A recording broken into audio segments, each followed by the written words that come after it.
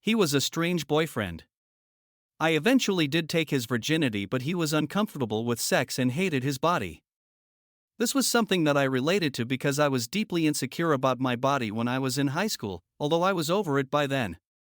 I tried my best to comfort him, but it just never sunk in for him no matter what I tried.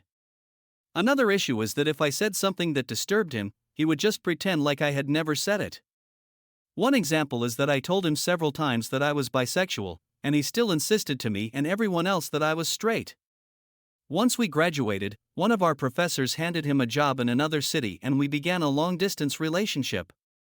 My brother was hit by a drunk driver around this time, and that on top of everything else taxed me to the point where I became suicidal.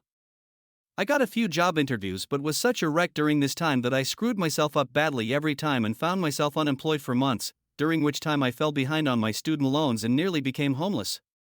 I found a job just after Christmas and it took me about 2 months to recover financially, but it took me about a year and a half to recover emotionally. For about a weekend a month, I would visit him at his place. We mostly just drank coffee and chatted, or wandered around the local malls. Like I said before, we had little in common, but I was deluded at this point and believed that he was my destiny. After all, he put so much effort into getting me that he will always be by my side, right? In early 2010, I accepted my first big freelance job. I decided to stay at his place for an entire week, as he had a computer powerful enough to handle what I was trying to do. On the first weekday that I stayed there, I opened up Firefox and started typing something in, and the first thing that popped up was adultfriendfinder.com. I did a history search, found out he was on several such sites, and was able to hack into all of his accounts, including temporary emails that he had created for the sites. Long story short, for about 3 weeks he had been trying to find someone to fuck, but there were no takers. He came home that night and I tried to decide on how to best handle the situation.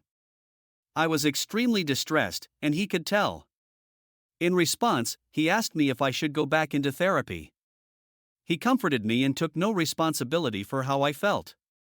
It took me a couple of days to approach him, and at first he denied everything. When I came up with proof, he got pissed and said that we should break up because there is no trust. I said okay, packed my shit and took the next Greyhound bus home.